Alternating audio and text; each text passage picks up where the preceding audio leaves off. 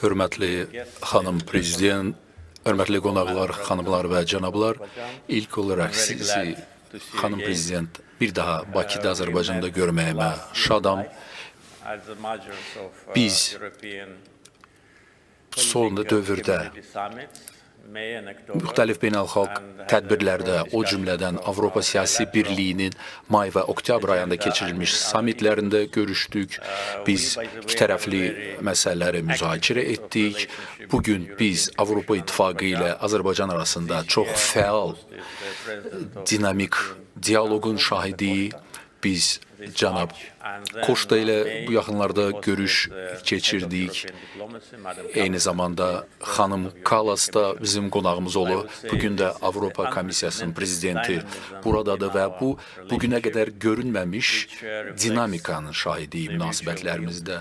Burada siyasi iradə, qarşılıqlı istək mövcuddur ki, əməkdaşlığımız inkişaf etsin və tərəfdaşlığımız güclənsin. Biz Avropa Komissiyası ilə əməkdaşlığımıza böyük önəm veririk.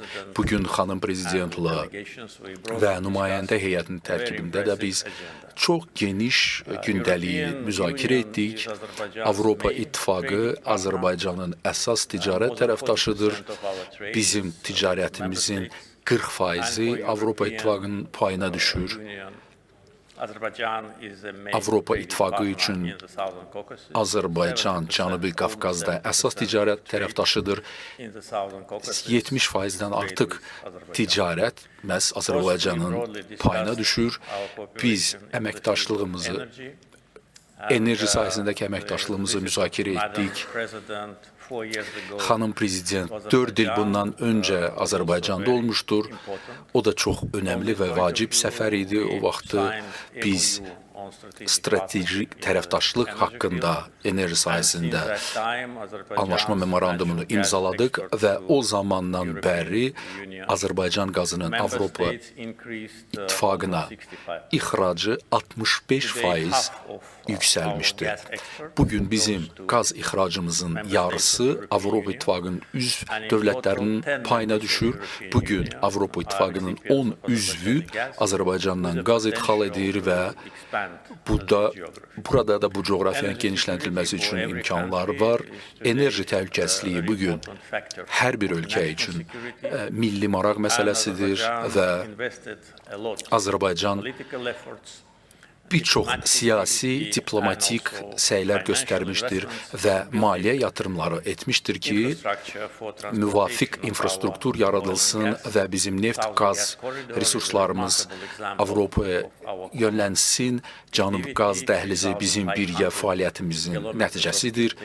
3600-dən 1000 kilometrdən artıq boru kəməri şəbəkəsi bugün Azərbaycan təbii resurslarının Avropaya daşınması üçün əsas infrastruktur xəttidir.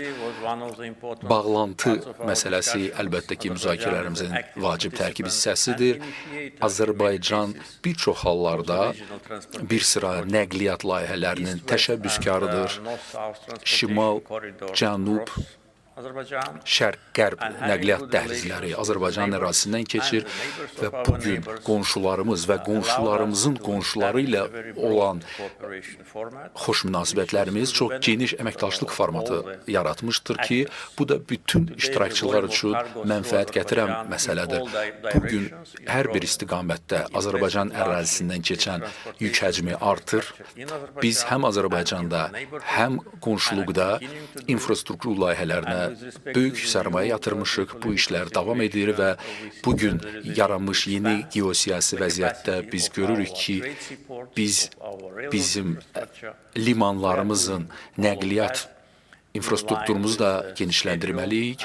Biz müvafiq qrafik üzrə gedirik və öz ölkəmizin vəsaitini istifadə edirik. Bunun üçün Avropa Komissiyası ilə digər vacib məsələ, müzakirə mövzusu bərpa olunan enerjidir. Azərbaycanda günəş, külək və su ehtiyatları və mövcud elektrik şəbəkə imkan verir ki, biz bu baxımdan strateji tərəfdaş ola bilərik. Mən xanım prezidentə məlumat verdim ki, biz bugünə qədər imzaladığımız müqavilələr çərçivəsində biz 8 giqavat həcmində növbəti 5-6 ildə bərpa olan enerji istehsal edəcəyik. Yəni bu söhbət anlaşma memorandumlarından getmir. Bu artıq imzalanmış müqavilələrdir və potensial bundan da böyükdür. Biz regional təhlükəsizlik məsələlərini müzakirə etdik. Azərbaycan-Ermənistan arasında normallaşma prosesini müzakirə etdik. Bu proses uğurla davam edir. Ötən ilin avqustunda Prezident Trumpın şahidliyi ilə Azərbaycan və Ermənistan birgə bəyannaməyə imza atdı. Prezident Trump da öz imzasını qoydu bu sənəddə və Azərbaycan və Ermənistan sülh sazişinin mətnini parafladı. Faktiki olaraq sülhə nail olunubdur. Biz artıq bunun xeyrini görürük.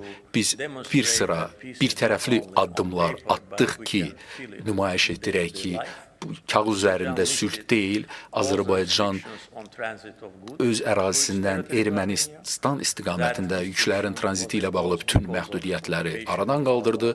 O vaxtı bu məhdudiyyətlər bizim beynəlxalq səviyyədə tanınmış ərazilərimizin işğalı ilə bağlı idi. Biz mühüm enerji sərvətləri, xüsusilə də benzinin ixracına başlamışıq. Biz bir sözlə nümayiş etdiririk ki, bizim üçün sülh artıq reallıqdır və biz sülh şəraitində yaşamağa öyrənirik. Çünki biz 30 il ərzində işğal altında yaşamışıq. Biz özümüz güc və siyasi üsullarla ərazi bütövlüyümüzü və suverenliyimizi bərpa etdik. Sonra həmin sülhü Ermənistana təklif etdik. Bugün həmin sülh reallıqdır, ancaq biz onu gücləndirmək üçün əlimizdən gələni etməliyik ki, o əbədi sülh olsun və əlbəttə ki, bu məsələdə də Avropa İttifaqı və şəxsən xanım prezidentin dəstəyini də yüksək qiymətləndiririk. Xanım prezident mənə məlumat verdi ki, Avropa Komissiyası bu sahədə də hər cür dəstək göstərməyə hazırdır. Biz də bunu çox yüksək qiymətləndiririk. Zənnimcə, bu da regionda dinamikanı gücləndirəcək və Cənub Qafqazı məhz ərazi iddialarından, münaqişələrdən azad olan bir məkana çevriləcək. Əməkdaşlıq və tərəfdaşlıq məkanına çevriləcəkdir. Xanım Prezident, bir daha Azərbaycana xoş gəlmisiniz.